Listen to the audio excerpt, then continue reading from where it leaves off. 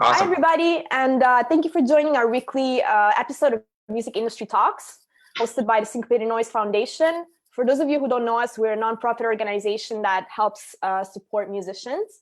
And today, I'm here with festival organizer Joe Matthews, who's the founder of Voodoo Rockfest, a really cool music festival in Napanee, Ontario.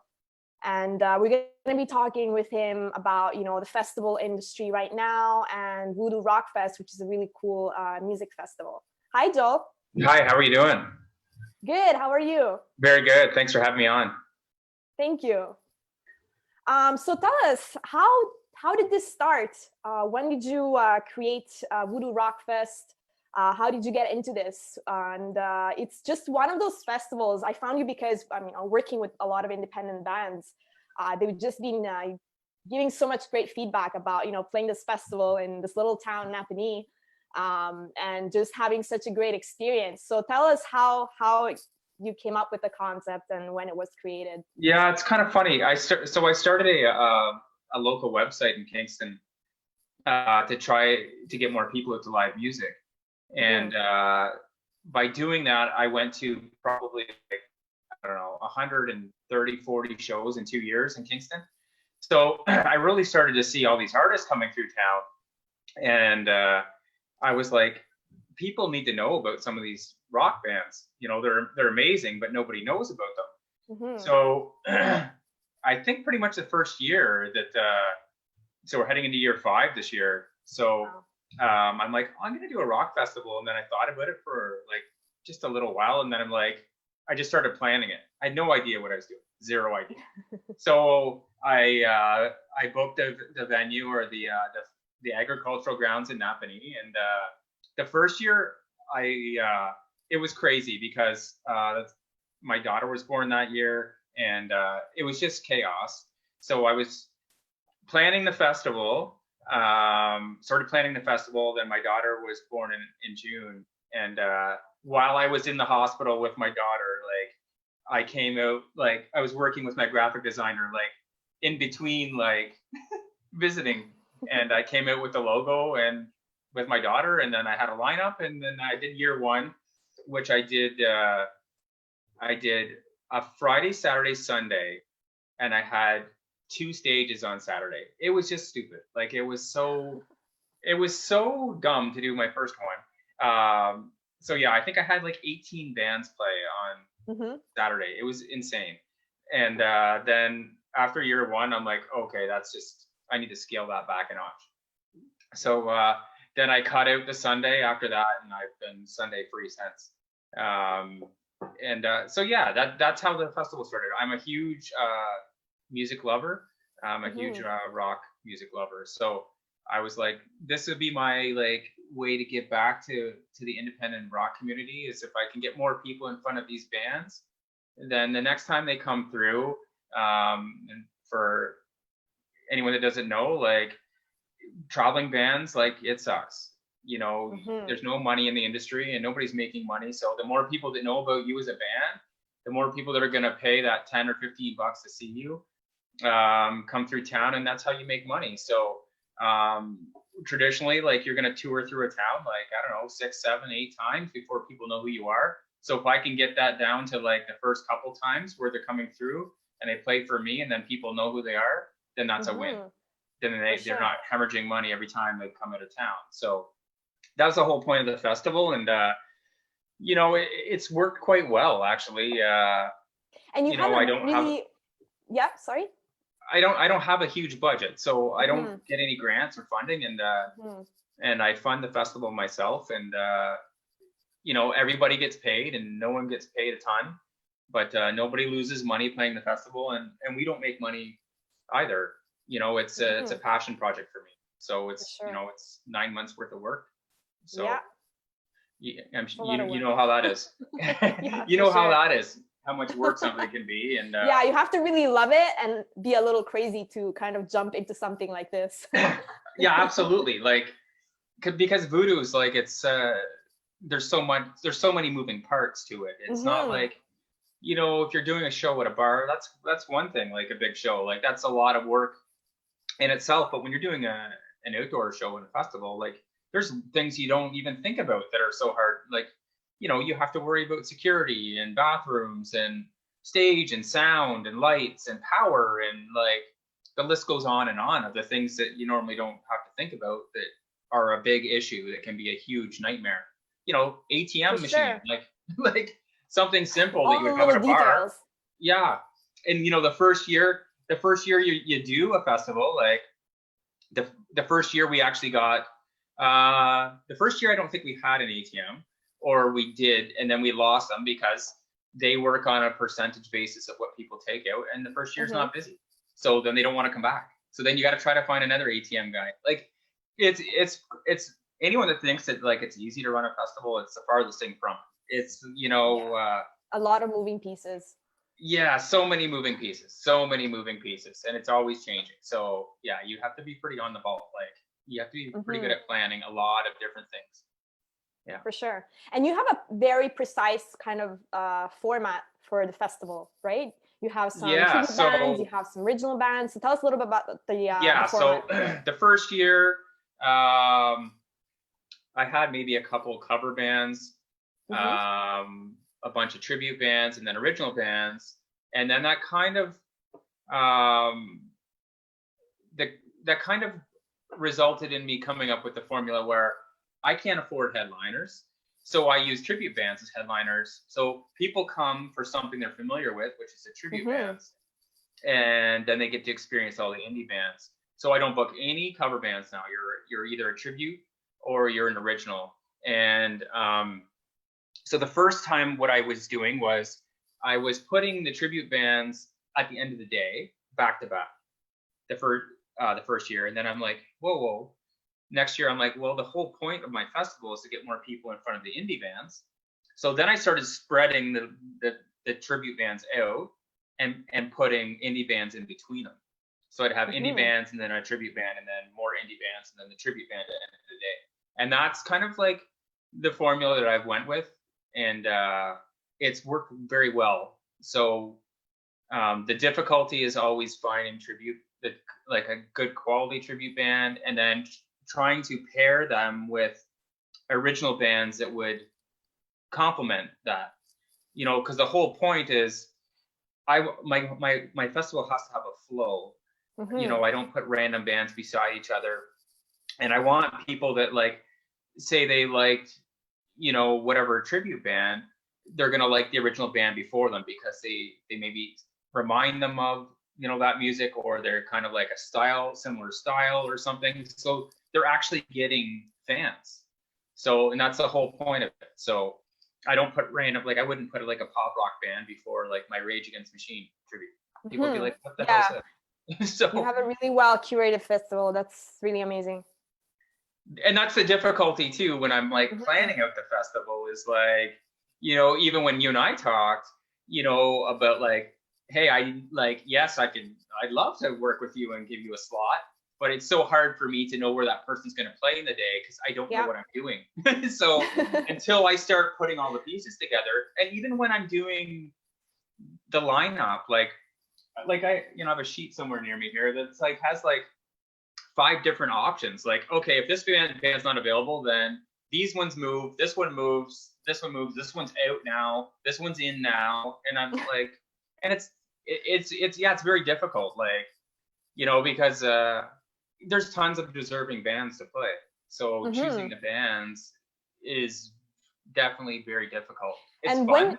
When do you start working on the programming, and how many applicants do you usually have for a Voodoo edition? So the last couple of years, what I've done is I started accepting applications January 1st, and I usually take them for about a couple months.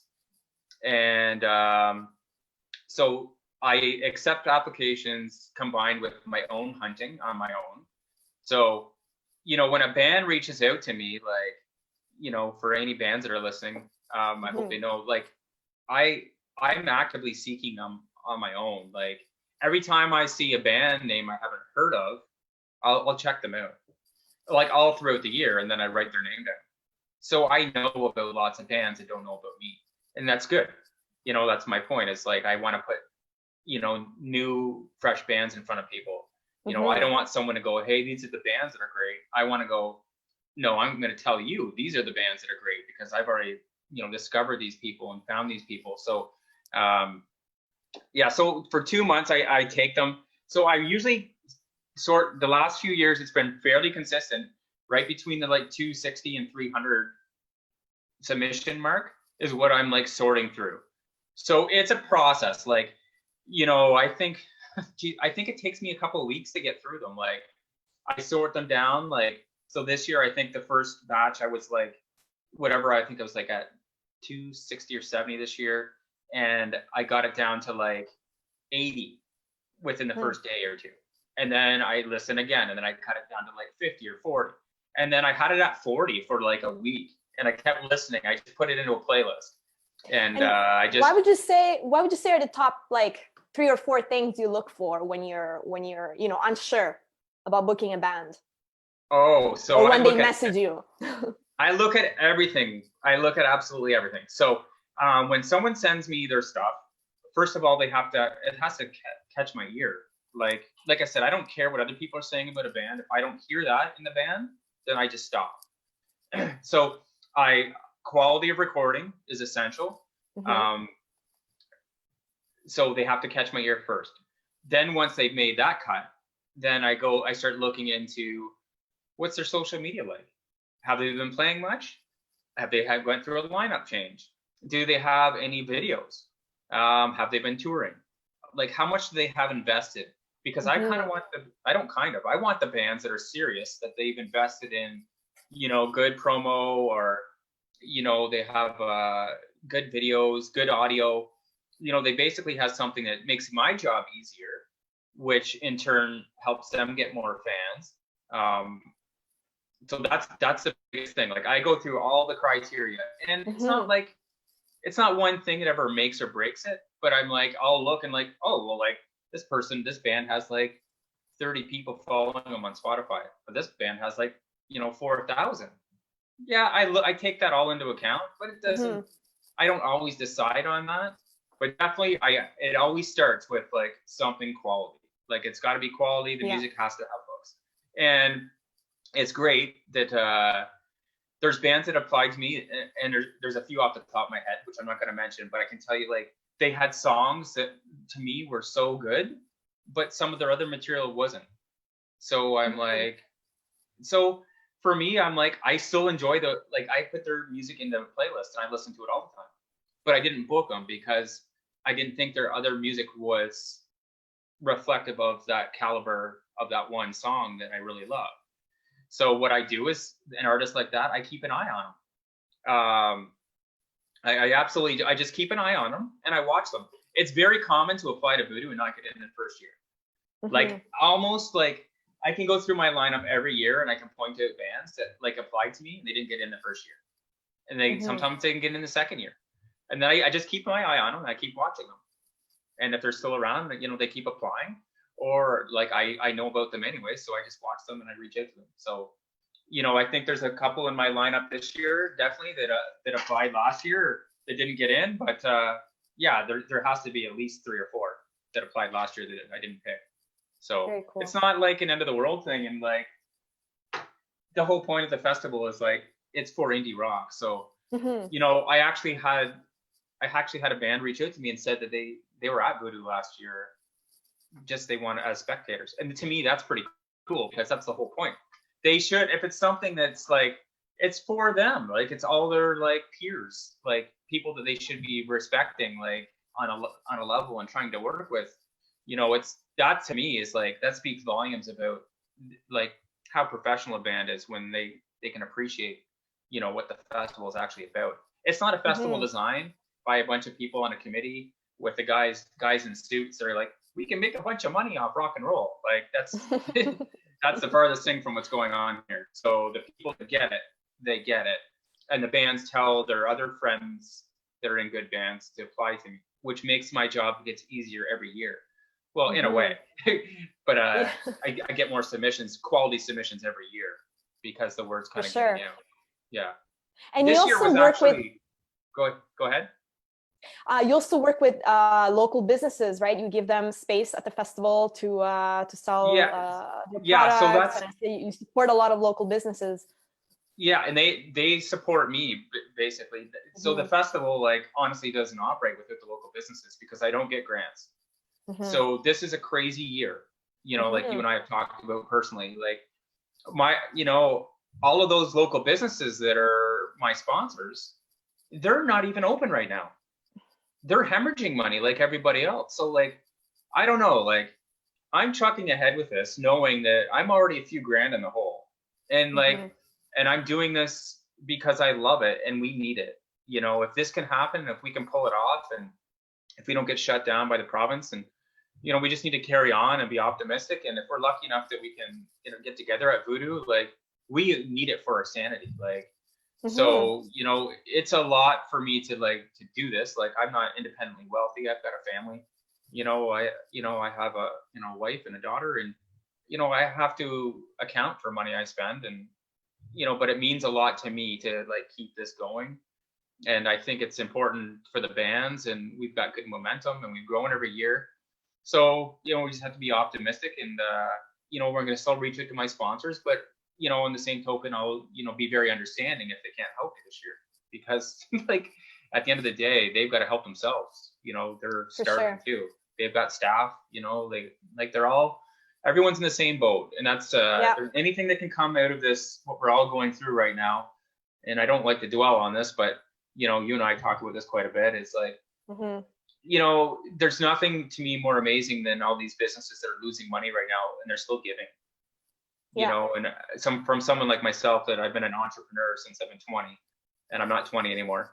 So I've been at this a long time doing different businesses, that I can really appreciate so much what these guys are doing. Like all these businesses that are giving back to their communities. It's amazing. Yeah. Yeah, for sure.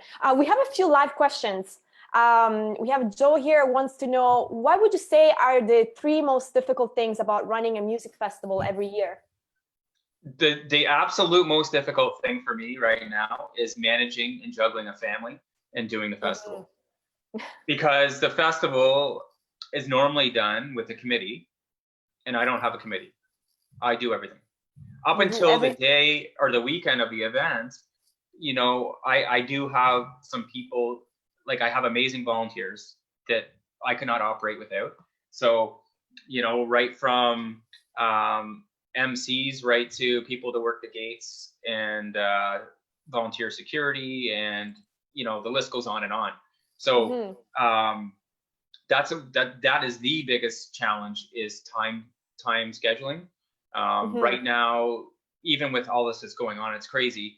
But I've rejuvenated. I'm a tradesperson originally before I got into music, so I run a construction company. So I'm busy. Like I couldn't be any busier. And then I also like to play music. So it's like there's just not enough time in the day to do everything. So that's the number 1 biggest challenge. Number 2, I'd say definitely starting up is definitely establishing relationships within the community to support what you're doing, because it's not support. They're generally not of something like me. They weren't. It was really difficult the first couple of years in the community that I was running this in. It's much better now. We're all on the same page now. And I guess a third thing that is difficult is, I guess, just for me, I guess kind of monitoring everything, because I don't even get to see the bands at Voodoo. Like I don't get to watch them. Like if I see 30 minutes of music in 2 days, that's good. You're always running around. Lucky. Yeah. So it's a lot of work, 9 months worth of work to see 30 minutes worth of music, but it's not about me, right? So yeah. For sure. And we have another question here. For a festival, is it hard to deal with writers? It definitely can be hard to deal with writers. Lucky for me, though, that I deal with indie rock bands, so I don't have too many writers. And I deal with tribute bands.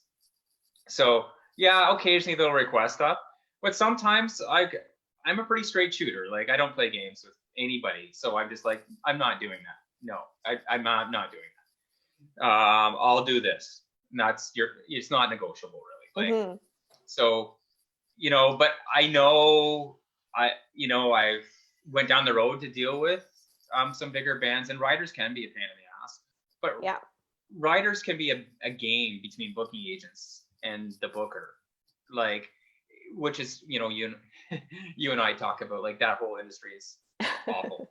So they can be a real pain, but it's more of a game. It's more of a game than anything. It's not usually the artist that's that much of a pain in the ass. It's usually the management going, okay, well, we have this list, and one time we got all this stuff, so let's try to get it out of everybody now. And you have to be like, read every little thing and go, no, I'm not giving you 6 bottles of wine. Like, no, cross that off the list. And I've seen some pretty crazy riders too. Oh yeah, and I think sometimes they do it to just make sure that you're reading all the stuff and that you're kind of on the ball. Like, it's like a test, like to see if you're actually paying attention to what you're doing. You're not just so amped up about booking a band that you're like, I'll take them no matter what. I don't care what I have to do. Like, there is no band in the world that I think about like that. Like, there's bands I love, but that's business. And like, I would just like, no, I don't want them. Like, no, they can stay home. I don't care. So it's got to be reasonable. They need to be realistic, and it needs to be reasonable. And, the band needs to be able to demand that. I mean, based on their experience, the numbers they have, and yeah. People will be like able I to. said, I don't think it's the bands a lot of time. I know the agents, yeah. The agents, and if it's the band, I'm gonna always blame the lead singer, because they're usually the biggest prima donnas. So is the singers.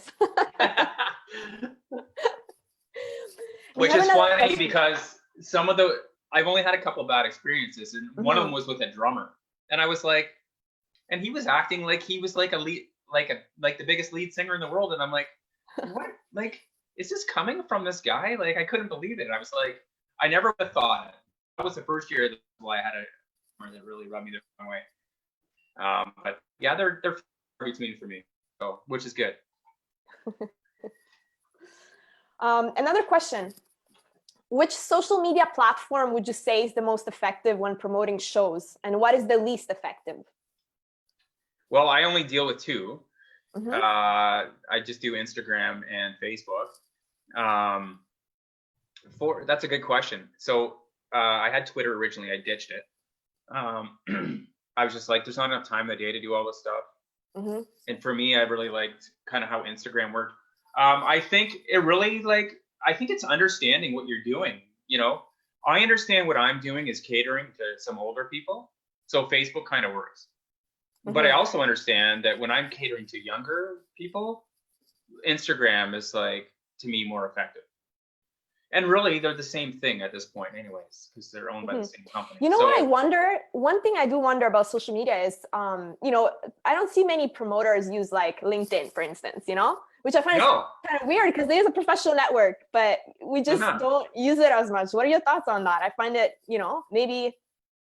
Well, your promoters are the whole different animal too. Like, I never consider myself, I still don't consider myself a promoter. Guys that do, like, they're bringing in big bands and they're putting all this money up. I'm like, no.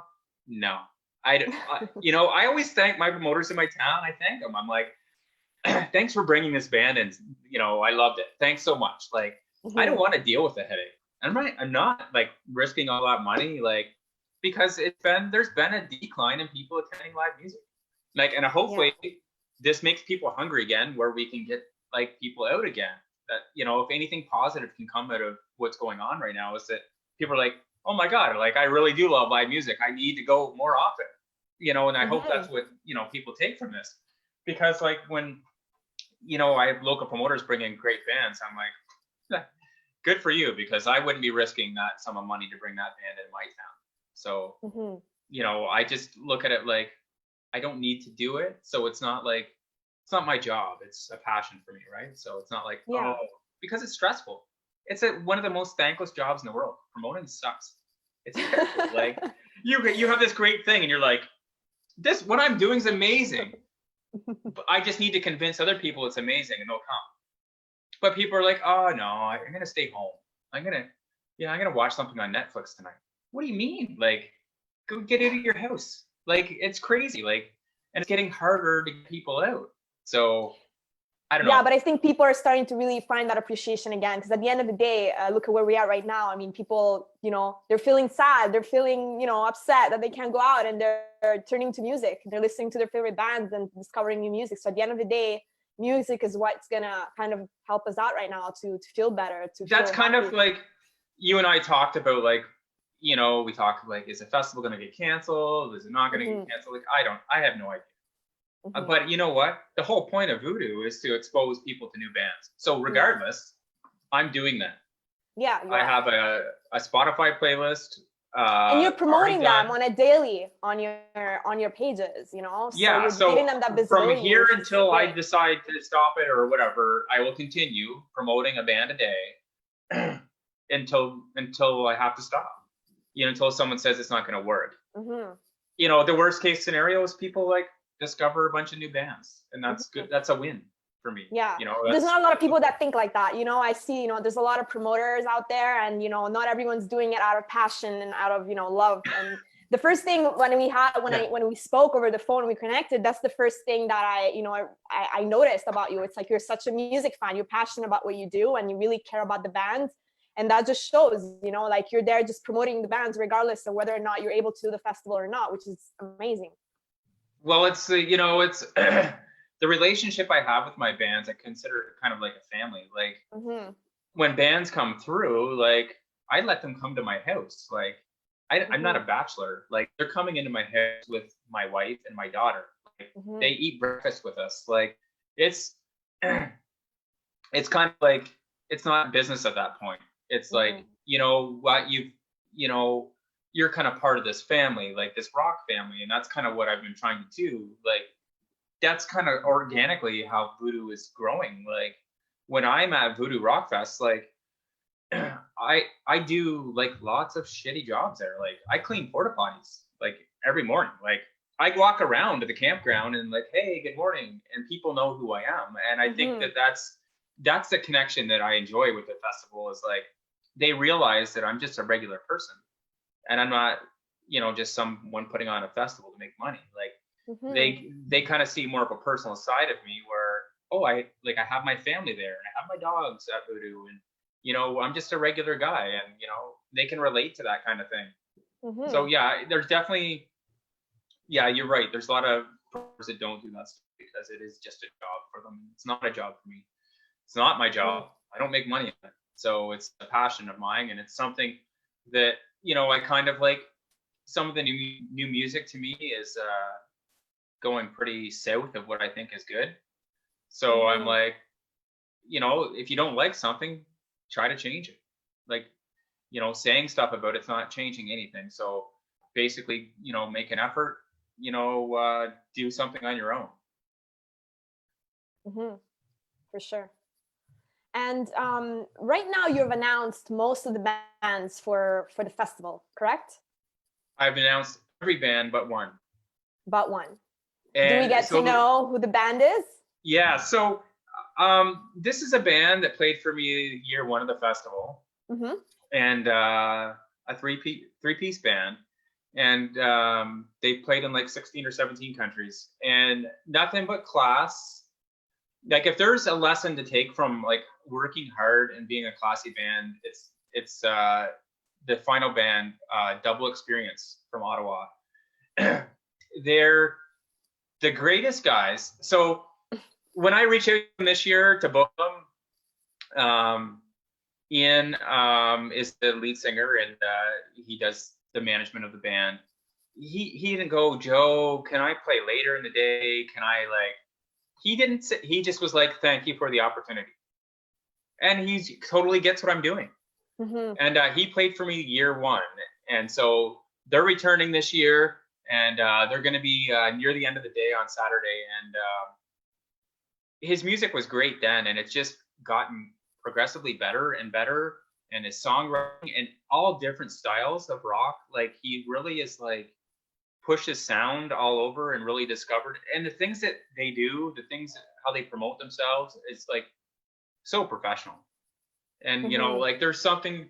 So I've had a lot of great talks with him about they've done European tours and how they do it, and they bought gear and they leave it over there, and when they go over there, like they already have gear waiting for them, their own gear, and they just take that and go. Like they don't bring gear with them. It's like very smart how he's done it, and he gets it. And you know, he's just a hardworking guy, and he's as passionate about what he's doing as I am, which is great. He's the perfect person to work with. So having these guys back, and I'm wearing a double experience shirt, but we can't see it because all we can see is my head.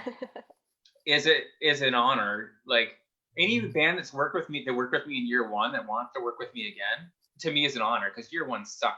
Like, so year one I had a Rage tribute in year one, and I'm like, well, I'm gonna have another one, but like I apologize to like the 30 people that were at year one because they're gonna have to hear another one. So it was like, I don't know how many people were in year one. It was more than 30, but it sucked. So when I have like a band like Double Experience reach out to me, and a band like from your neck of the woods, like the Damn Truth, that played year one of Voodoo, and they played for me again in 2018. They reached out to me and like they wanted to play. That was a huge compliment, because they didn't play to a lot of fans. But you know, as Leela said to me, she was like, you know, Joe, we know that there wasn't a lot of people at Voodoo, but we got lots of fans. Like we actually got noticeable fans when we came back to Kingston and played. We saw all those people at our show. So that was the whole point of the festival. But to hear that from a band was great.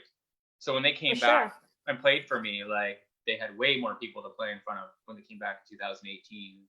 And 2019, there was even more. And, you know, if we're lucky enough, we hope that this year is going to be even better. Like, you know, especially people are going to, you know, be itching to get out of their houses.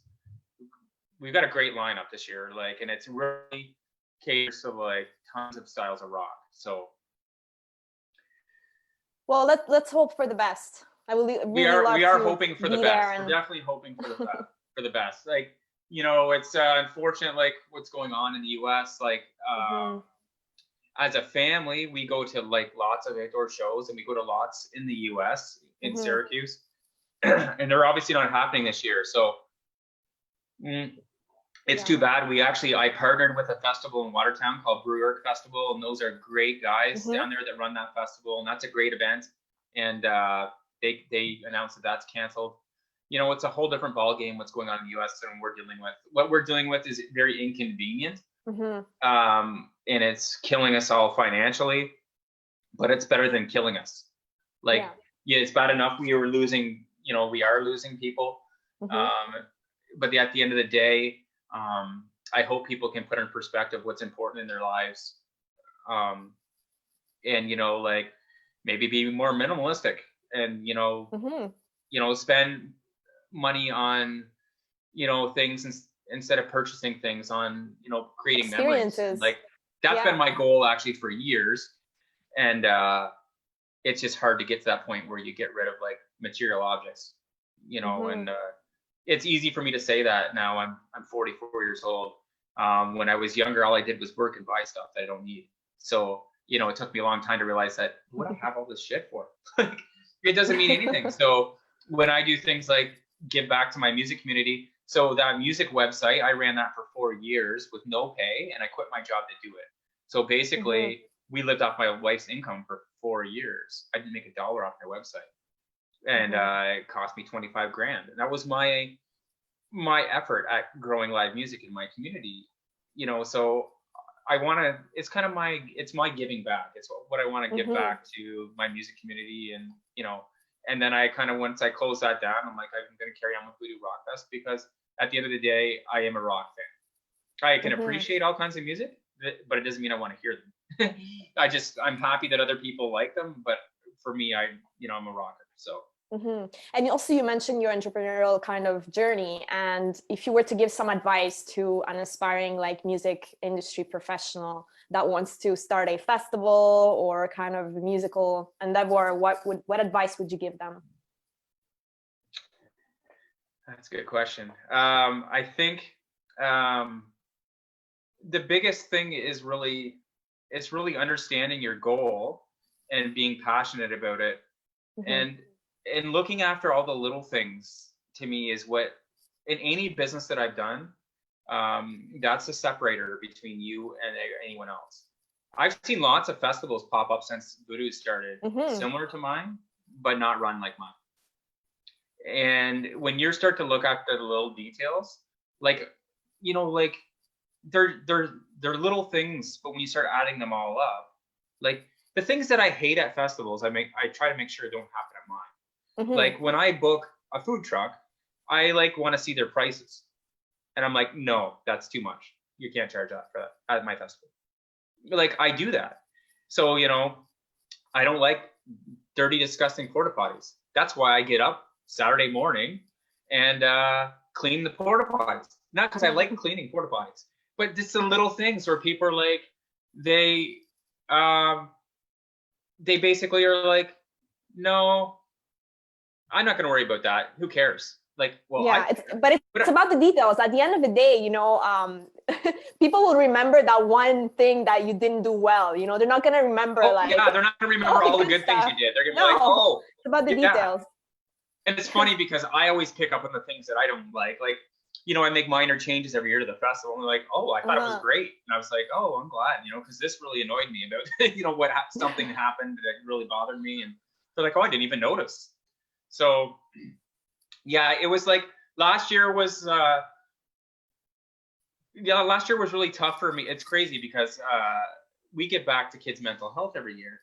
And I've never had any mental health issues, but I can tell you, like, as close as it got was last year. Like, this, for me, it's not just running the festival. It's social media and stuff. To me, is mentally draining.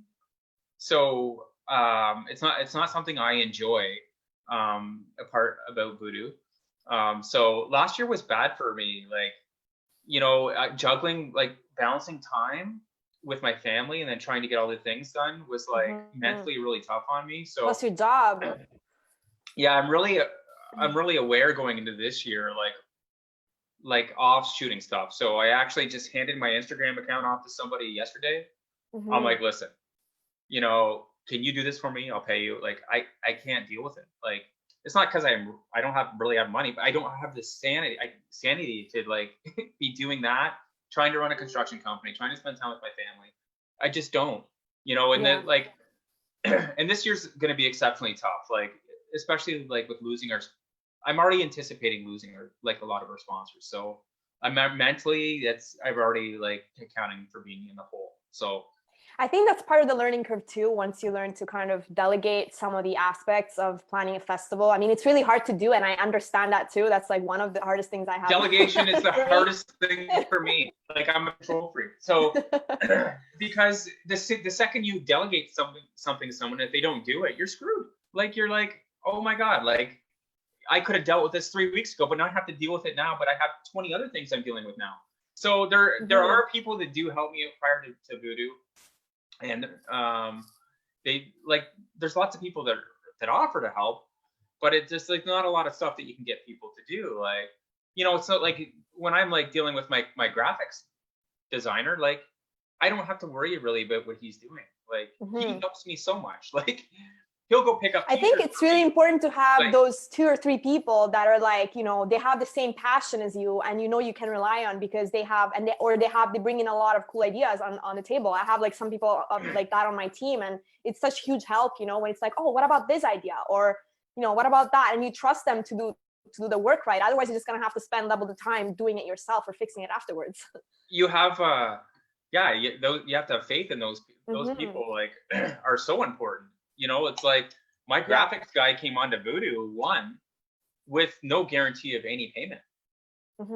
Like, he's been behind me from the word go. Like, so he just was like, just don't be doing your own stuff. He just is like, don't be doing your own. I don't want to see any shitty graphic design stuff. Well, you're the vision, and he has to take that vision. So he has to try. I explain my vision. He brings it to life every year. Like, every year we come up with a concept for poster design and tickets design, and we kind of ramped everything off of that, and he's brought everything to life. He's great to work with.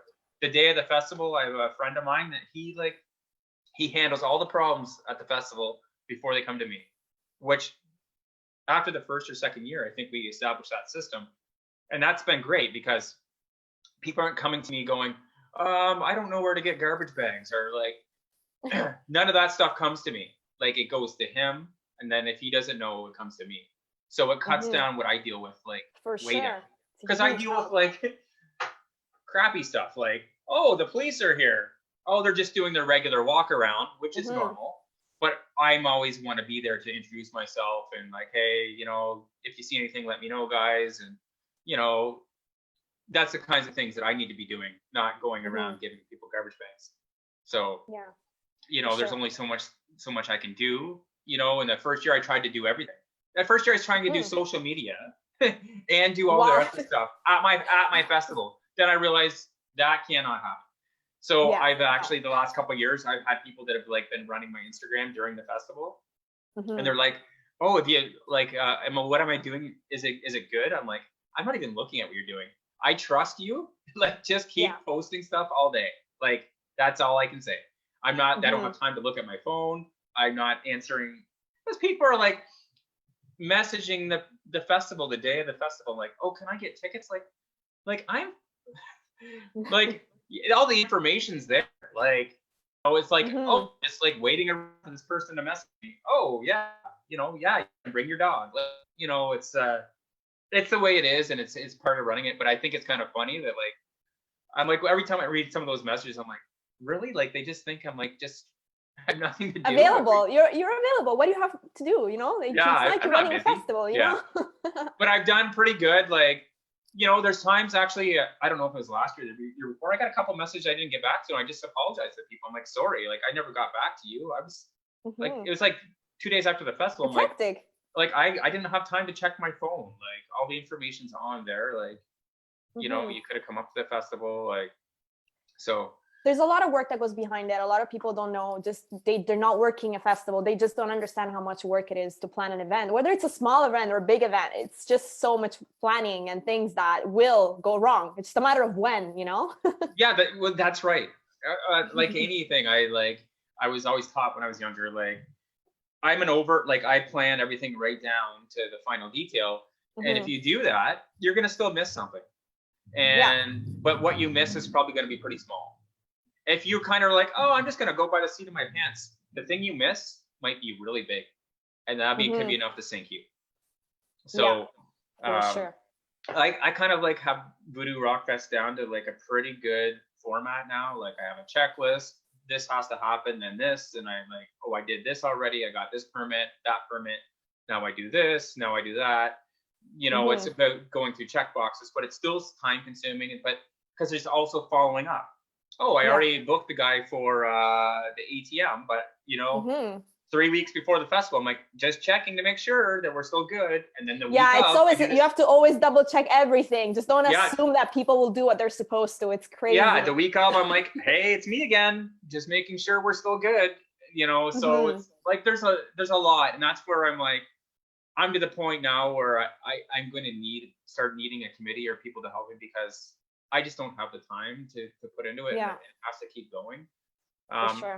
I've made some amazing connections and relationships with people that are like-minded, like yourself, and like a promoter out west. And I'm starting to get those connections, which that's the most painful thing.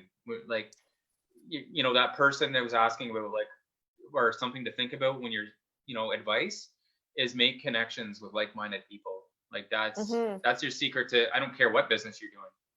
Like, for sure. Make partnerships with like-minded people. That's at the end of the day, that's your most important thing with any business. If you, whether it's my beer vendors, which I not only like their beer, but as people, I respect what they do and I like their vision. That's why I, in those relationships, like-minded entrepreneurs, you're like, I know it. I get where they're coming from. I know that guys like didn't get paid for the first 2 years either. Like I understand exactly because I've done that. I went 2 years without a paycheck, and so was that guy. And we both understand, when he's giving me money or I'm giving them money, that it's a big deal because we didn't used to have money to give. So that's definitely a big thing. And I think another thing that, sometimes people forget or bands underestimate is although it's, you know, you would think it's a big community, it's actually not that big, you know, and No, it's not. promoters talk all the time. So if a band is not professional, or, you know, they really give a hard time, or we all know, we kind of, word gets around. So Oh, if you do a yeah, really good job or a really bad job, word is going to get around. So it's so important. I don't mind sharing that information. Like, I've had, like, you know, like a band that was really very unprofessional that I shared with everyone not to ever work with. So they don't understand. Like, that's probably the end of their career.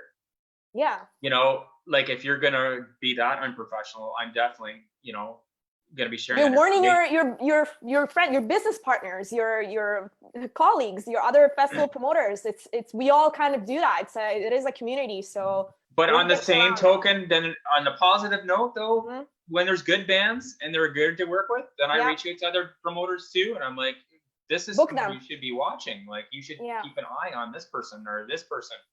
Like, there's lots of bands that I'm like, you need to keep an eye on this band. You know, there's been lots of bands that have played for me that have gone on to bigger things, and like, you know, I've talked to booking agents before, and they're like, oh, what about this band? I'm like, well, you should be watching this band. Like, this is the band you should be watching. Then, you know, a little while later, then all of a sudden, then they're booking this other band, you know. And like I told you, I don't really enjoy working with those people, but at the end of the day, I want to see those bands succeed. So it's not about me. It's about having those bands get onto a bigger level. For sure. And there's another question about that, actually, regarding, you know, festivals and partner festivals. Apart from Voodoo, which other festivals from your area would you recommend for a good musician experience, or a good turnout and good organization? Like, locally, I don't know. We're lucky here in Kingston. Like, there's lots of great festivals. Like, there's a festival called Back to the Farm, which is it's like a music and or a beer and music festival. So it's run by a local brewery that they have a farm that's actually really close to me, like 5 minutes from my house. And they've done a hell of a job. Like, they have a huge event. It's a week after mine, which, you know, I wasn't traditionally in August, so they've always been in August. Huge. Like, they have, you know, a few thousand people up there. And they just have a bunch of local artists. And the last year they've been getting like some smaller headliners, but they really don't need them. Like, because it's just people, like, it's on a Sunday, it finishes early. It's like a full day of music, and people just go, and there's like every local craft brewery around here is there. So people that are into that kind of thing, it's great. It's super well done, and it's super successful. There's actually a festival the same weekend as mine that I actually wasn't sure was actually going to continue, called the Wolf Island Music Festival, which has been quite successful, and it's well north of 10 years that it's been operating. And it's on Wolf Island, and they've done great. And the girl that runs that, she books other events too. So there's some, we're all so different. Like, you know, so Back to the Farm, they have like a variety. Like, they could have a country band and a punk band and a rock band and a folk band. The Wolf Island Music Festival kind of has like lots of different indie acts, but like different than I would book. Like, they're definitely not all like rock based. They're kind of all over the map a bit. And it's another good event. And then when you know, I don't know, we're kind of blessed around here. We have a ton of great events, you know, and then like to get to play them is the hardest thing. When you're applying to a festival, if there's any advice, learn what your festival does. Just learn what they do. Look at their last lineups. Like, when I have a band that applies to me, that's like random, like a folk band or a country band, I'm like, what are you doing? And I respond to everybody. Like, hey, we got your submission. You know, some of them I'm cursing as I'm writing back. Like, really? Like, you did, like, pay attention to what you're doing. Like, you know, but I think I like to give everyone the time of day, basically. Like, I have the utmost respect for people that put their money and heart and soul into their own original music. Like, you know, so But if there's any advice, learn your festival, because you can look at my lineup and you can go, yeah, I think we fit that, or no, we're nowhere. Like metal bands apply to me, like, and not like new metal, like, and I'm like, I don't have metal bands at my festival. It's not what I do. So there's lots of festivals that do that. So apply to the metal festivals. Don't get upset that you don't get booked at a rock festival when you're a metal band. Just like if you're a folk band, don't expect to get booked at the metal festival. I don't know. Like it's, you know where you're booking, and you know, know where you're spending your time, and you know, it's not discrediting what you're doing. It just doesn't fit what I'm doing. Yeah, for sure. So, I've had that problem with Rock Lips as well. It all I can imagine. You probably get submissions that are like, yeah, just make no sense. yeah, but some of them I'm like, what is this? And you know, like, and that's part about being an artist, right? Like, you know, lots of artists, like, some of them really push outside the envelope and make stuff that's like really off base, and that's good. Like, they're happy doing it. But if you're gonna play some music that appeals to you, that's really like out there, like it's, you know, that it's not appealing, don't expect that all of a sudden the masses are gonna love that, because they're not. You know, it's, you know, you can push outside of what's normal in the genre, but be careful how far you push. Exactly. And if you don't care, you don't care. Just do what you love. And if 5 people love it, perfect. If 5 million people love it, perfect. Like that's, I think that's the best advice for a band. Like, you better love what you're doing, because the chances are you're not going to make it. And that's not to sound, you know, pessimistic. That's just the reality of the shitty just music. To be realistic, yeah. So sure, you have to be in it better because you love love what it. you're doing, because when you're going singing those songs every night and you're going to sing them 1 million, you better love them. You don't like, song, why did we write a song? You know, we just thought other people would love it. Like, you don't want to have songs in your set list like that, because it makes probably for a long night when you're touring Canada. And it also comes down to understanding the audience, right? I mean, there's a reason why a festival promoter would not book the band within the lineup, because you know what the audience is, they're not going to like it. So you definitely want to, you know, there's a reason why. Yeah. So I still have a guy messaging me right now. I can't see too many boxes popping up, but one in a bit, I wanted to book them for 2 or 3 years, and I'm like, they just didn't fit what I was doing. And I'm like, I wanted to put them in the lineup, and I tried last year. I'm like, I put them in a whole bunch of spots, and I'm like, no, this doesn't make sense at all. Like, you know, people are gonna be like, this doesn't go with what's going on today.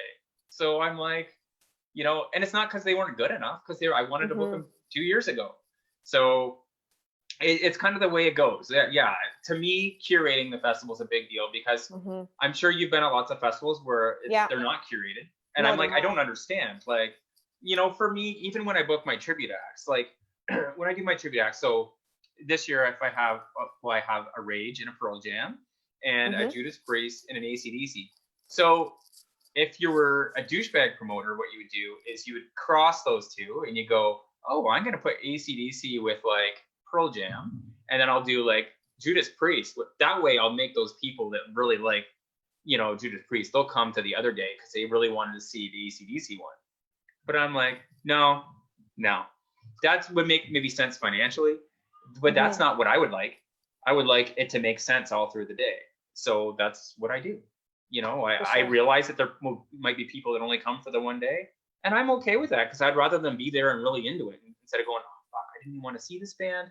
But like, you know, I just came to see this other band, and now I got to go back tomorrow because I want to see the other one. Like, so yeah, like I've been at lots of festivals where the bands didn't make sense back to back. You also have to think about, you know, the guests' kind of experience. You know, the guest experience is like paramount to me, and you know, since hearing from a lot of like my patrons, because they've become friends of mine, they really value the experience after the festival.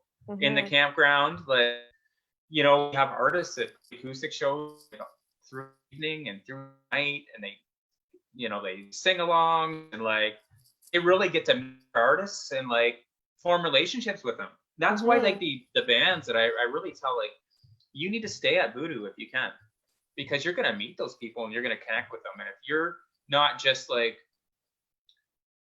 if you're truly connecting with a person, then they're just not just like someone you saw for a second and gave them a CD or a shirt. If you're like, hey, like I met this girl named Lori. She, you know, she's a huge rock fan. She's from Ottawa or whatever, and she comes to all my shows.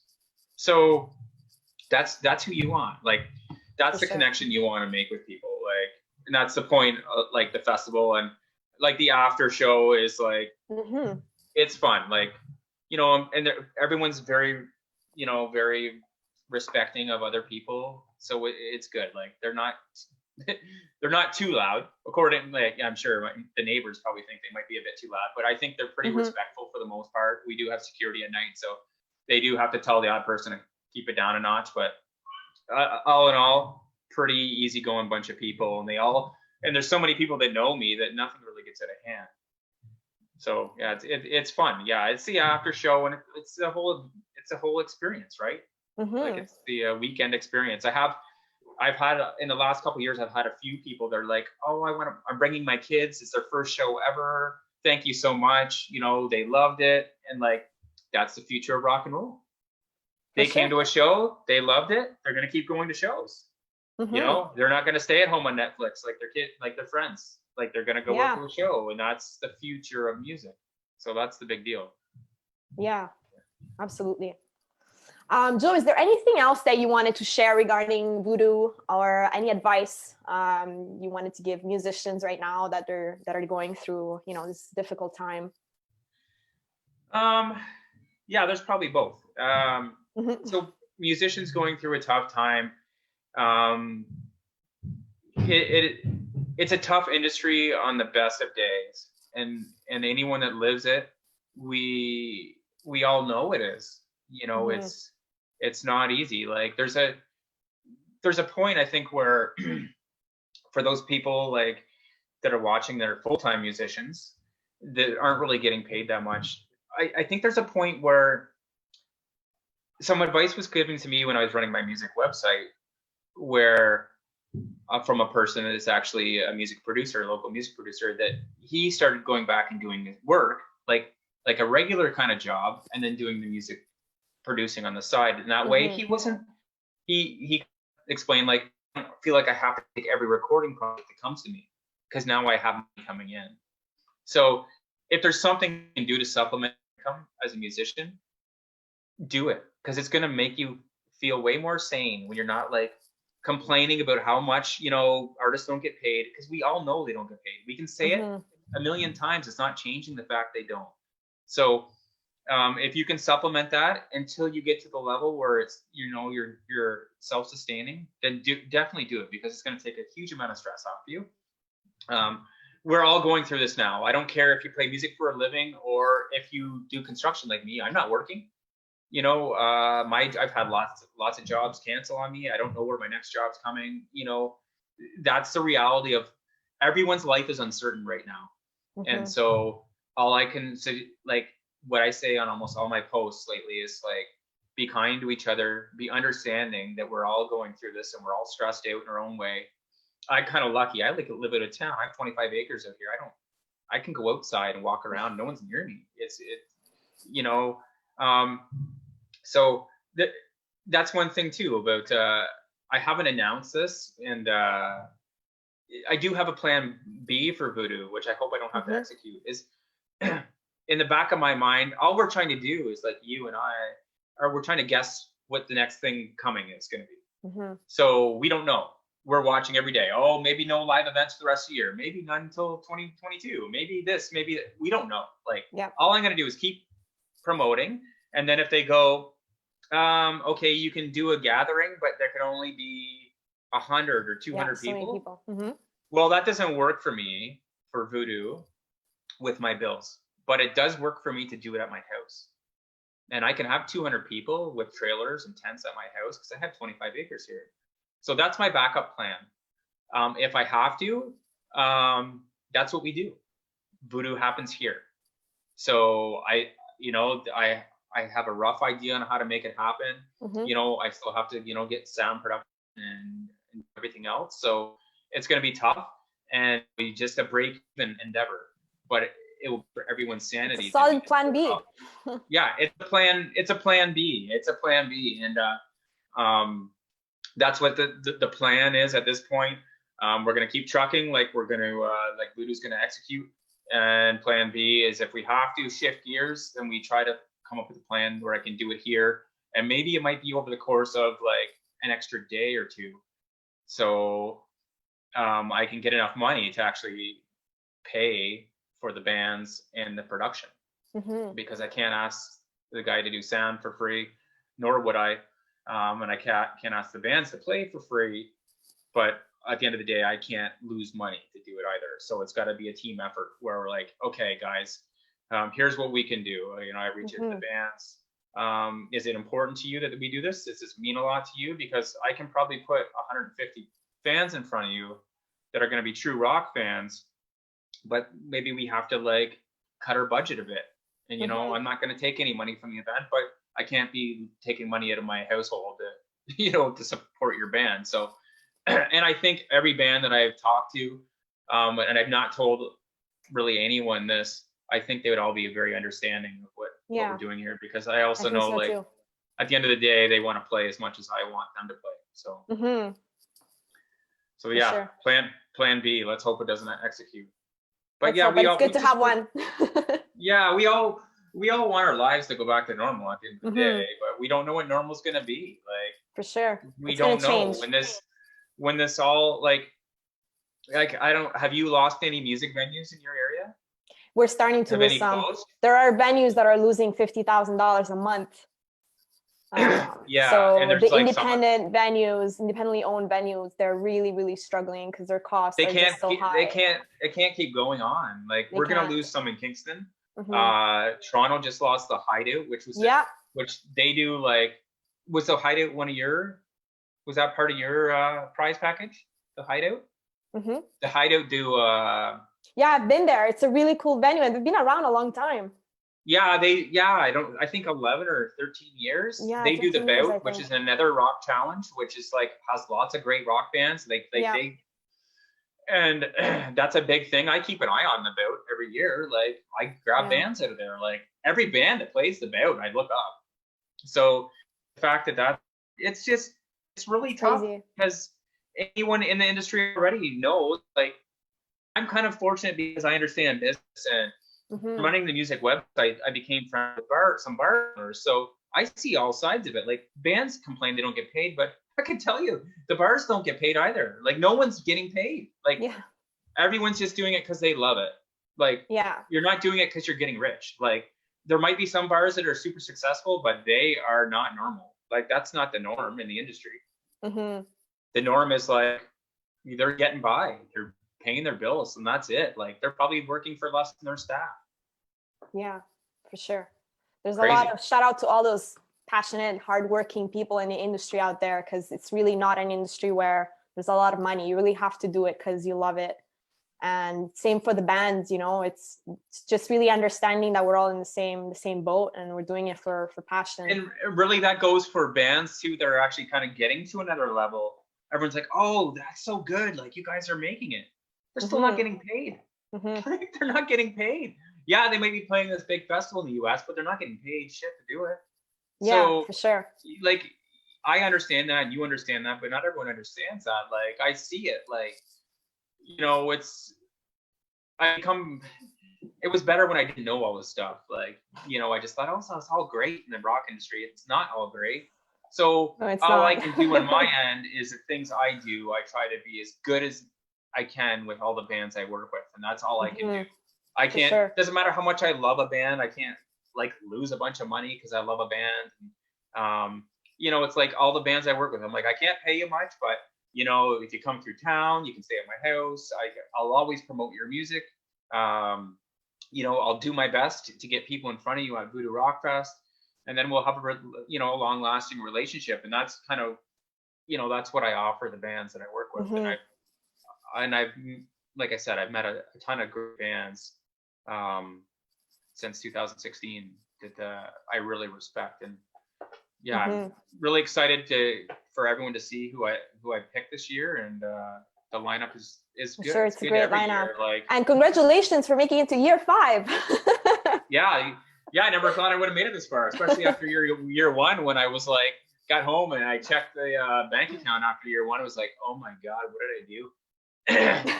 Yeah. And then like everyone's, yeah, everyone loses money in the first year. Well, it doesn't make you feel good. It doesn't matter how much, that's not the goal of anything you ever do, is to lose money. So you're not, Yeah. it's like, this sucks. And like, I have my wife to account to. Like, so yeah, I'm glad we've gotten bigger every year, and I've been wise about money spending, and I'm a hard worker, not For sure. and doing legwork, and like, people helping me now, but usually it was just me. I put out hundreds of posters, and I have local pizza place that's a huge supporter of me, and they send out mini flyers, and that's the part about the network, is finding people that really believe in what you do. Is like, it's big. It's really important, because you could have the best idea in the world, if no one's behind you, you're the only one's going to be saying, this is amazing, this is amazing. Until other people are behind you, and then it's like, it's like an echo effect where then people are like, oh yeah, well, this is amazing because other people are saying it. Yeah, I can say it all day long, but when other people are like, oh yeah, that's a great idea. That's what really matters. Is when other bands are like telling other bands, hey, you should play Voodoo. Yeah. And that's how I found out about it too. I'm like, why is all these bands talking about this festival? What is it about? Such great feedback. I find bands in your neck of the woods every year. Like every year. Like, I've had the Damn Truth, Weir Monroe, and Vinyl Hero, and the Impulse. Yeah. Like, great bands. You have a great music scene there. So yeah, we something do. to be proud of. Like, as an outsider looking in, it's really nice. And I feel like we're pretty lucky along this like 401 corridor, like right from into Quebec, right to into Toronto and Hamilton and that area. Like, there are a lot of great bands. You just have to filter through them. Yeah, for sure. Yeah. No, but there's a lot of talent. There's a ton of talent. Bands that too are so good and they just go away. Like, I was actually thinking today, hanging out with my daughter, and I have a playlist made with all the Voodoo Rockfest on it, and there's a couple bands in there that aren't together anymore, and some of their music is so good that I'm just gonna like make like a top 5. Like, hey, these are some of my 5 favorite songs from bands you've never heard of. You need to check them out.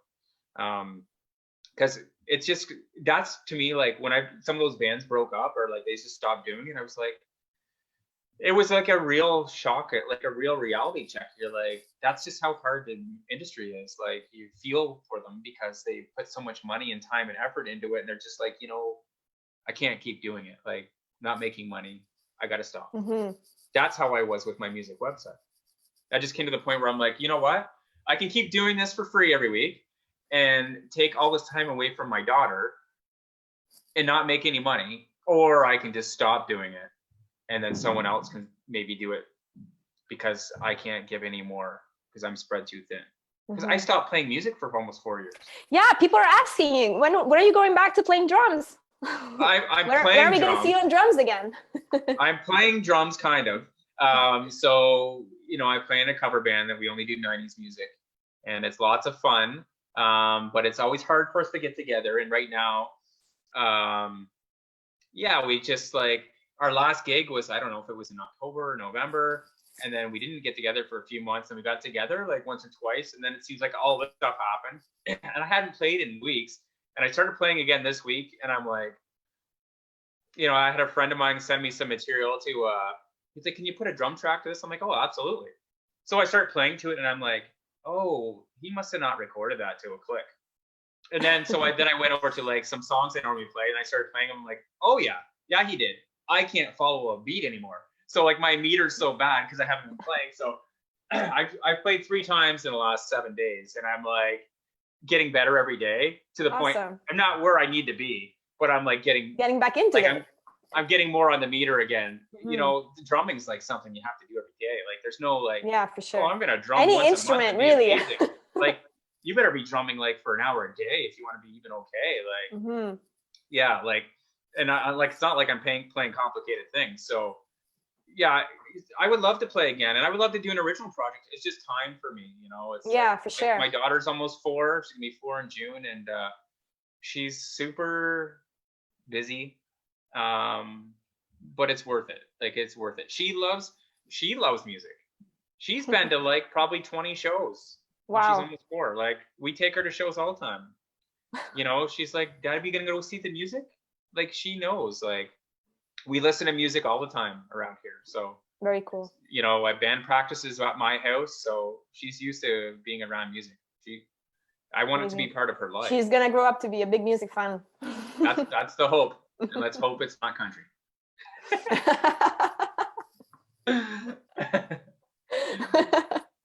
Amazing. Well, Joe, thank you so much. I'm hoping that, you know, the festival will happen. I'm super excited for our collaboration. For those who don't know, we'll be working together. Oh yeah, we haven't talked about that. Yeah.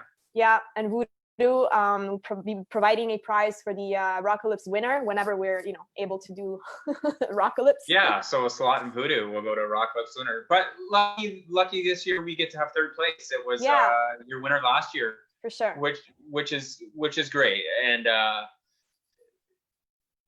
yeah, I'm more than happy to have them. They were on my list anyways, and it was just an easy decision to bring them in, and I'm looking forward to seeing them. And I think people are going to really enjoy them. So yeah, they're going to be a great band. And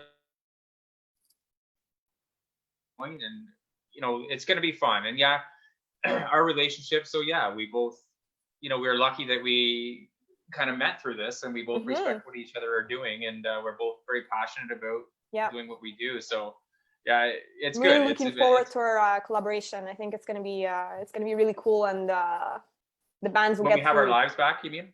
Yeah. When we have our lives, when we have our lives back, yes, next year for sure. Well, according to some people, we'll be back, but yeah, and hopefully we see. You might be on the 6th edition. It might be on the 5th. Now there's like. You might have to call yours like 5.5. Yeah, I might have to. 5.5. Or just skip to 6. Just to catch up, make sure. Otherwise, it's going to be just confusing, you know? That's right. Exactly. We're on the 6th year, but it's the 5th edition. Yeah, exactly.